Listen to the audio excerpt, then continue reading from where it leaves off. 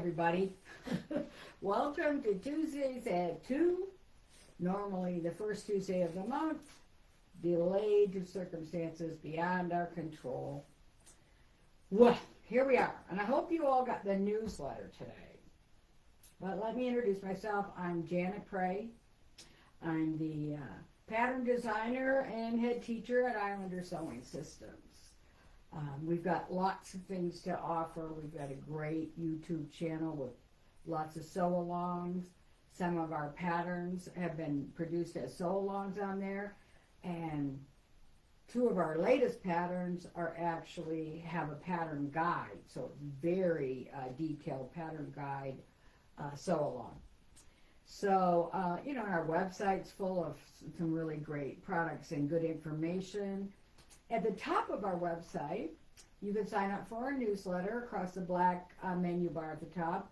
Also, on there, I have a free PDF, and it is titled Sewing Mythbusters. And so many times over the years, most of us have been taught by more than one sewing teacher. A mother, grandmother, aunt, next door neighbor, a high school home ec teacher, whatever. We've all learned from different people in different sections of information at different times. So there really isn't a succinct sewing manual that says this is the right way, because there's lots of different ways. But there are some things that are wrong to the extent that the garment doesn't look as nice using certain techniques or fabrics, and also that it takes way too long to do it, or it can't be maintained correctly. So there's lots of reasons to kind of take a look at those Mythbusters, and you might help you avoid some aggravation that you have in your sewing. I'm going to talk a little bit about the things that we are clearing out this year. They're great information, but we are reducing our inventory, so certain formats are being reduced or clearanced. But before I do that, if you think about this for a second, if you have one thing that really makes you crazy, that you haven't been able to be as successful as you would like in a sewing technique, not a whole garment, but tell me, is it, let me just throw out buttonholes, zippers, maybe it's facings, maybe, who knows what it is.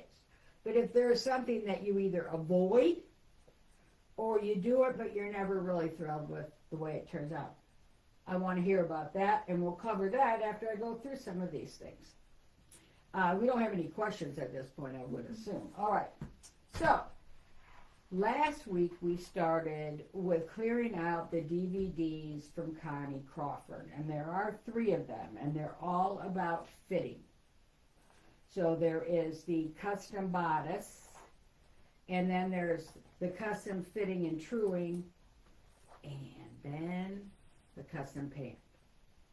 So all of those DVDs are now being drastically reduced. I think they're at like 1/3 of their price.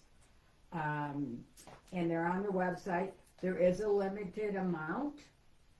So if you want to get in on this deal, the price is going to stay the same until they're all gone. But I don't expect it to the inventory we have to last much longer. It is going pretty briskly. And it's a great way to have a fitting library there, especially from Connie, who is so good at it. Here's a fun one. This is the Mobius scarf pattern. We put this in this week. So the first time you saw this in the newsletter, on sale. But not only is this on sale, reduced to maybe 40% off, I think, somewhere clear to that. We've also included an extra pattern, which is the To Infinity and Beyond. Now, before this pattern was only available in the kit. We had the kit for sale last week on the holiday pricing, but we sold out. So we've added just not the kit, but just the pattern as an extra bonus, as well as something like 40 or 45% off on the Mobius scarf. Now, the To Infinity and Beyond is a loop, regular, what do they usually call those? Scarf. But To Infinity and Beyond is a pattern that I was fortunate enough to learn how to make this scarf from Koos Vandenacker. Now, Koos or Koos, whichever way, he didn't care. You can say it either way, but I think Koos was the appropriate pronunciation. He created this scarf. Now, what's interesting and why it's called the Mobius scarf, it is a continuous loop that twists. And when you complete it and you do your final seam, you cannot tell where this scarf was started or ended. It all becomes a continuous loop. And if you're a math,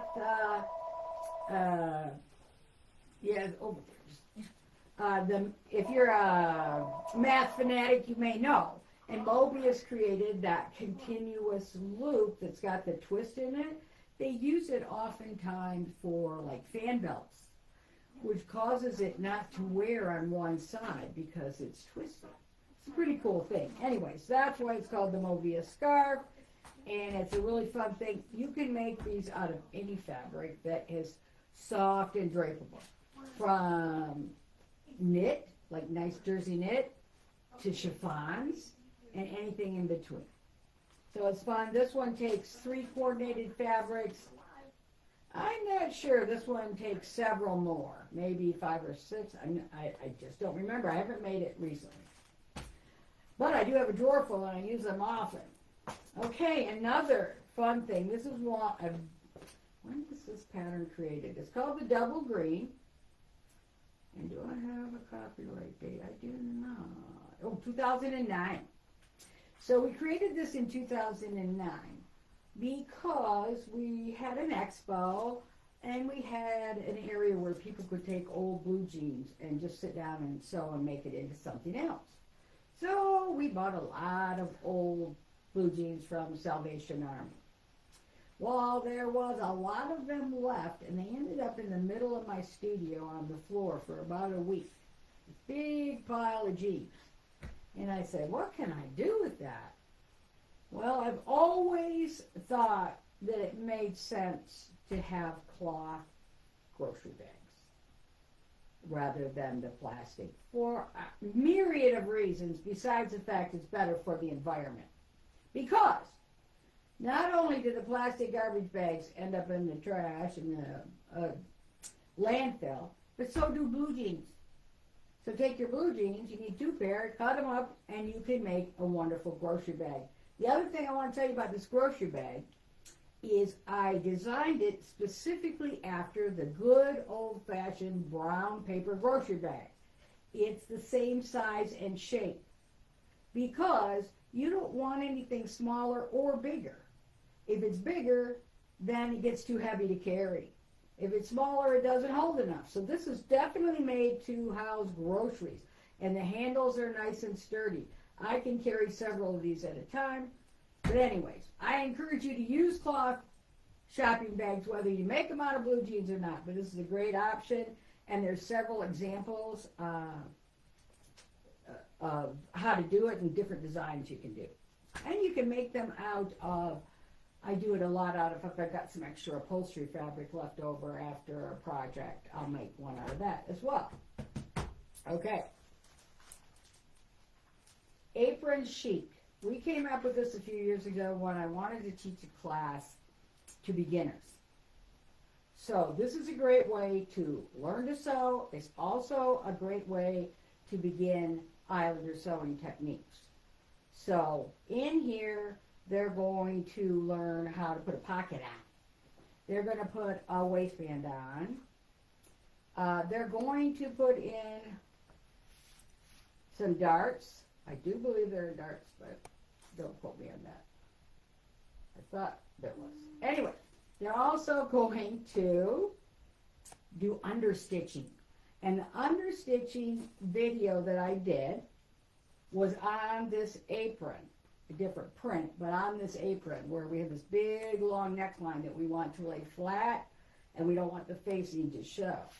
So you'll get a really great tips on that. So if you've got a teenager or someone you want a friend to teach to sew, this is a great beginner, and it's reversible. So that's a fun pattern, and that's part of the holiday sale. So next week we will add to the holiday sale again, but some of these items may be subtracted because they're gone. So limited on this one. We also have all of the Islander USBs, with the exception of one that we were out of. So no easy zippers on the USB, but all the other USBs, and you can see this in the newsletter. The regular price on all of the Galaxies as well as the Easy Pant was, I think, $41.95. We've discounted them to $15. So you can get three almost for the price of one. So that's a really great deal, and I'm going to give you some of the details of what you can find on those. Now, when you go to the website and you come across the videos, the USBs, the DVDs, there's a group called Galaxy. Galaxy 1 through Galaxy 4. If you click on it, it will take you to the page that only covers that product. And at the bottom of that page, it will give you a list of what is on that video. So, for Galaxy 1, there is one of the best neckline facing techniques you're ever going to see, especially for any kind of evening wear, mother of the bride, anything that you want to be just extra special, and you don't want the neckline to fall forward, especially if it's a deeper V. The technique is so fabulous about shrinking down the facing and then easing the garment to the facing, and therefore it tucks in and lays like a couture garment. But you need to know the details for that, and that's where they are. And she not only covers a V-neck, she covers a princess neckline, scooped, and I think a square. Because all of those can gap, especially if you have a high bust or a full bust. So that one I love. There's a pattern prep lining pants. She has one of the most superior, again, if you want to do something really special. She goes into sleeve setting, shoulder pads. I think they might be coming back. But this was done back when we were all wearing shoulder pads in the 80s and 90s. A heavy coat hem and a waistband. So that's all on Galaxy 1. Galaxy 2 has buttonholes. Now, not just buttonholes. It has the bound buttonhole. It has buttonhole facings. They got fancy buttonholes. And it's just fabulous what she's covered on that particular area. But it gives you just beyond just a regular buttonhole. It gives you something a little bit different. Margaret has an answer to stitch in the ditch. If you buy Galaxy 2 and you get to the section that says Margaret's answer to stitch in the ditch, and then she's not really stitching in the ditch, that's okay. It confuses a lot of people because there's no ditch. The thing is, it says there's an answer to stitch in the ditch so that the item lays perfectly flat, but it's not stitch in the ditch, so it's an alternative. She talks about kimono fronts, bulky fabrics, how to handle them, inserting a yoke, button placements, sew-on facings, Western yokes. If you are into Western wear or have people you sew for, this is a great one. Horsehair braid, organza curved hem, narrow pleated hem, and wider pleats. And that's all on Galaxy 2 alone. Each one of the Galaxies is about an hour or more. And it's all if you've ever seen any of our classes, we don't stop and talk about recipes or anything. We go straight sewing techniques. So Galaxy 3 is putting buttonholes in lightweight fabric, mitering sharp angles, and mitering jacket facings, double miter binding, mitering sharp inside angles, and mitering outside angles.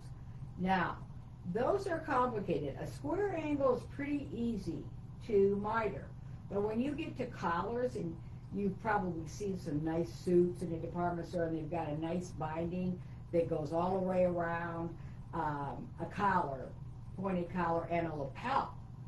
And you think, okay, that looks really good, but how do I accomplish those angles? Margaret did all the work for you, and it's in Galaxy 3. She's got a little bit about altering shirt collars and no side seam pant. Then in Galaxy 4, she goes over corded button loops. Cording methods, cord intersection, enclosing lace. So, if you had a yoke and then you want a piece of lace in here to inset it, it's going to give you lots of good. Enclosing rickrack, smocking, controlling fullness, spinning a cord. If you've ever wanted a cord and you just, now we don't have joints and you have specific colors in mind, this is so slick. And you may have seen it with a drill. You can do it with the drill. She does it with the wheel of the sewing machine spinning. But you get all these threads of the colors that you want, you spin them together, you end up with a beautiful cord that coordinates with your outfit, and you don't have to mail order or put up with something that's not just right. French binding for skirts and culottes. That's Galaxy 4. Okay. Now, the easy pant drafting is all about drafting a pair of pants to fit your very own unique tush. Nobody's got the same tush as you, and even if they do, it's probably not located exactly in the same place. Okay? And I know this because I teach pant drafting. Let me tell you, there's no two people built alike. Even identical twins have a little bit of a difference. So anyway, that's how you get a pair of pants to fit you correctly, in my world, is you draft them. And this one is so easy because it's step by step. Now, should I lay this on the table, Brenda? Does that work? Or is it too much glare? I can hold it up. Just up a little bit. It's not a lot of glare. That's a lot of glare? Mm-hmm. How about this way? That's better? That's better. All right, so what you're going to see on one side is the illustration that you're drawing, and on this side, one step at a time. And each step, you just draw the line according to the information, and then you're finished with that page, and you move on through, and here's the page where we're going to draw darts. And some of you won't need darts. And then look here, now we've got a crotch. Okay, and it takes it very slowly so that you don't get overwhelmed. And then at the very end, you have a pant pattern. Let me get to it. There's your pant pattern. Okay? Back, front of the pattern. Notice that if I just use the back and the front together, because we draft them together, we have a no side seam pant pattern right away. Then we separate them, and we have a pant pattern, traditional pant pattern. But the good news is, it fits you and nobody else. So that's what's cool about that. Now what we did, there is a combo. The USB for this is part of that sale. There is a combo with the book. So we reduced the price of the combo to reflect the reduction in the USB price. Okay? So that's been reduced if you want to get that combo. All right, then there's ISS1 Industrial Shortcuts and ISS2. We call it, sorry, Islander Sewing Systems 1. So Islander Sewing Systems 1 is if you get no more anything else that I'm talking about today, that's the one you need. Because that gives you the basis for all the professional basic techniques, like putting a pocket on, putting a zipper in, putting a waistband on, all without pins or basting. But it's not a trick. So by the time you learn some of these techniques and how to do it without using pins or basting, you'll be able to sew anything. Because you'll understand the concept of the feed dog versus the presser foot. And once you've sewn that way a few times, it feels like a miracle at first. And then it's like, well, this is kind of fun. Let me do some more of this. And pretty soon you too won't be using very many pins. I have some students who say to me, well, I still use a pin or two, but I don't use anywhere near what I used to. So great on that. Industrial Shortcuts 2 is all about making shirts. And so this was Margaret's introduction to making shirts, no pins or basting. So you're going to put a two-piece collar on, cuffs, the plackets, everything with no pins or basting. And they come out beautiful. So that is the USBs and possibly a few DVDs of the Islander titles. Very few DVDs. So if they're still available and you want one, grab it, because there's only a handful of each title. Another thing that's not in there, but we had reduced this a while ago because we got overstocked, but I think it's really cute, and it's a great pattern for the holidays. So if you're getting invited to a party or you got to go to a New Year's Eve event and you don't have a whole new outfit, you can make one, especially the one here, which is a big spiral, very big spiral that just curls and curls and floats around. So the softer the fabric is, the more drape you get and the prettier it is. And this one also is a great little topper over an outfit. You could do it out of a little velvet or something and put over a silk blouse and a pair of pants. So both of these are great outfit enhancers. And this is only $4, so you might want to throw that in your cart while you're shopping. And that, I think, is everything that we have on the holiday special at the moment. Now, did anybody tell us what they did? Okay, good. Can you guess? Oh, I think I could guess most of them, but I'll wait. Buttonholes. Buttonholes, okay. Now, for buttonholes, my absolute only answer to buttonholes on this planet, unless you have $8,000 to buy a buttonhole machine, is to buy now I'll tell you the one I bought. I bought the Singer 401A. It is a machine, I think, built in the 50s, but it is so well built that they still exist and they still work just fine. They might need a little oil. One thing they need is lubrication, and that's not something we're used to. But you don't need to take them in to be repaired. The manual comes with it, and they're all metal parts, and it's such a simple machine.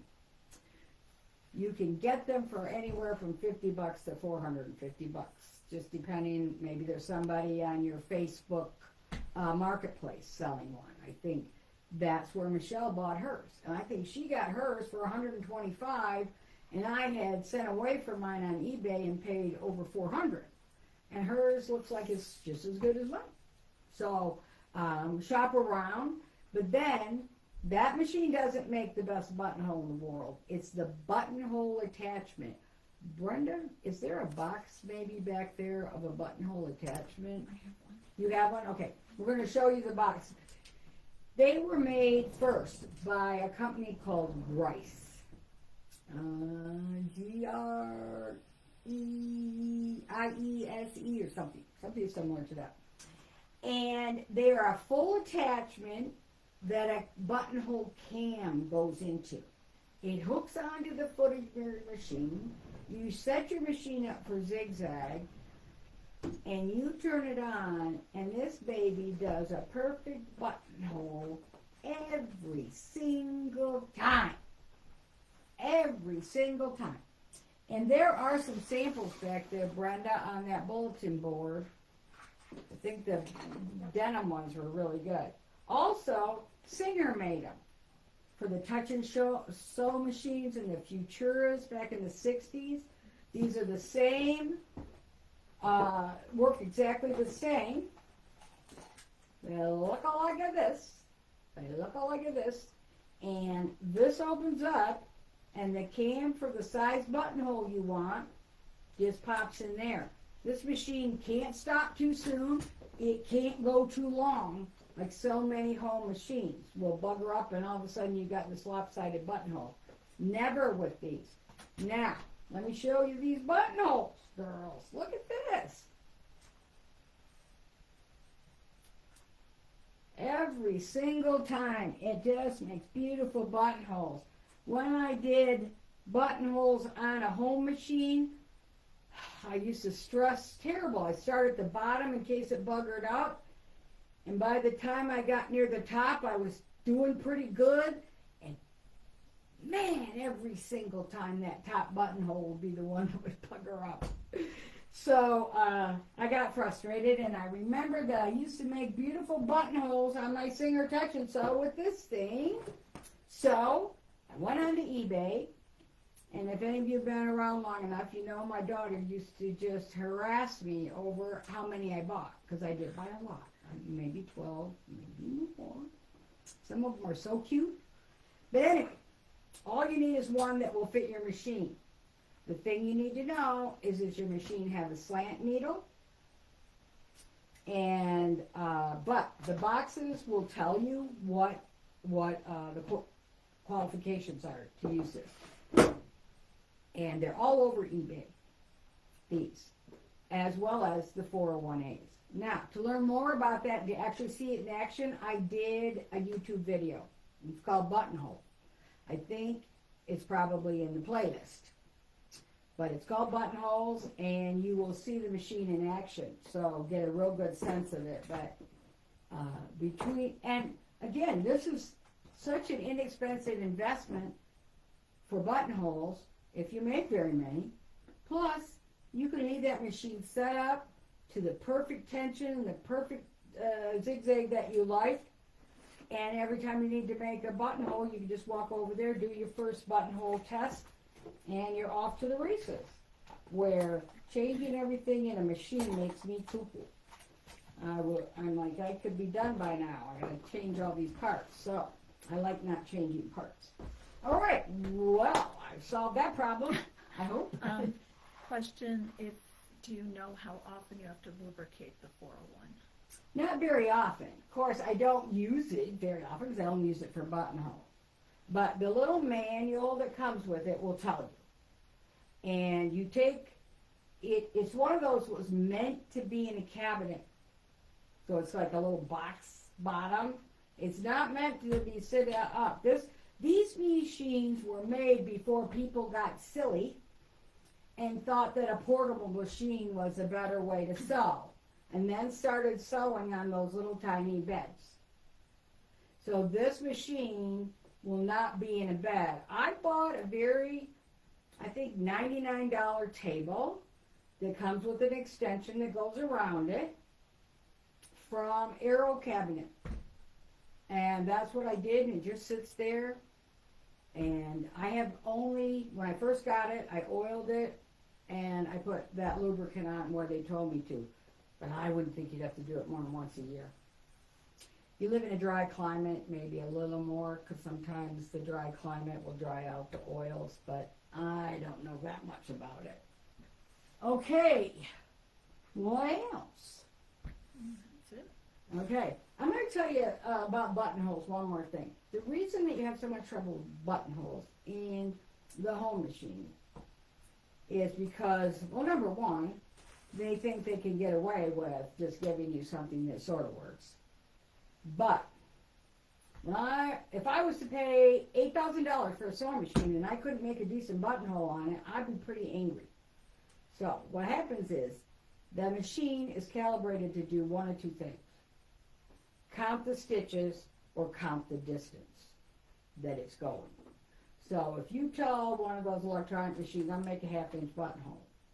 So it thinks if it gets caught on anything, it'll think, so let's say it goes up the half-inch, does the bar tack, and it comes down, and it just sort of gets caught up a little bit. Maybe you don't even notice it, but just enough that it thinks it went a half an inch when it only went 3/8 of an inch, and then it does the bar tack across.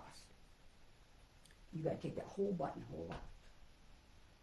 And the ones that measure by stitches do the same thing. The Viking had one that had a little wheel on it, a Starna Viking, and that wheel was measuring the distance. But again, if that wheel got touched or moved or caught up at all, then that buttonhole changed again. So it's the only way they do them on these multifunctional machines. So for me, a separate machine. And it doesn't have to be that 401. It just needs to be a nice, sturdy, zigzag machine that this apparatus will fit on. Oh, and let me tell you, it won't fit on your new machines. And the reason it won't fit on the new machines is because it needs a lot of clearance. The needle bar goes right in here, okay? So the needle bar, this is sitting on the screw of the needle bar. So we need this much depth for that to get in there. And the housing on the new electronic machines comes down to about this distance. You can't get it in there. If you could make it work, but you can't.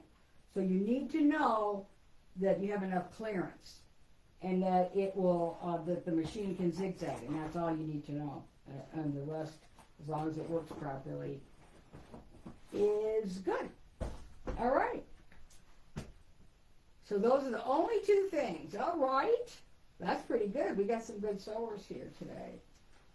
Well, watch for after the first of the year. We're going to do a new episode of sulper making, Princess Seam sulper making. And we've been getting a lot of calls, like, when's the next class? We don't have the date yet because we're doing some new things. We're kind of, mixing it up, adding some new things that we think will even make the class even better. So keep an eye out for that. It'll be in the newsletter. If you don't get our newsletter, go to islandersewing.com, click on newsletter at the top, and sign up. If you go to our YouTube channel and you take advantage of some of the great stuff that's there, please hit like and subscribe, because that really helps us out, and we appreciate it. So I think, can you think of anything else, Brenda, that we need? No, just watch for the newsletter next week. We'll be adding even more fun stuff and great prices. Merry Christmas. I'm sorry? Merry Christmas. Oh, yeah. Oh, yes, that's right. We're not going to see you again live until after the holidays, so we certainly want to say Merry Christmas. Happy New Year. We want to say Happy New Year. And we want to say how much we appreciate you. And we're grateful for you as viewers, customers, students, whatever aspect we have together, we are so grateful. So thank you. So, again, Merry Christmas, Happy New Year from Islander Sewing Systems. I'm Janet Prey, and I'm here with Brenda Rogerson, and we're here to serve you on the internet now. So we'll see you there. Thanks so much. See you next month. Bye-bye. Oops.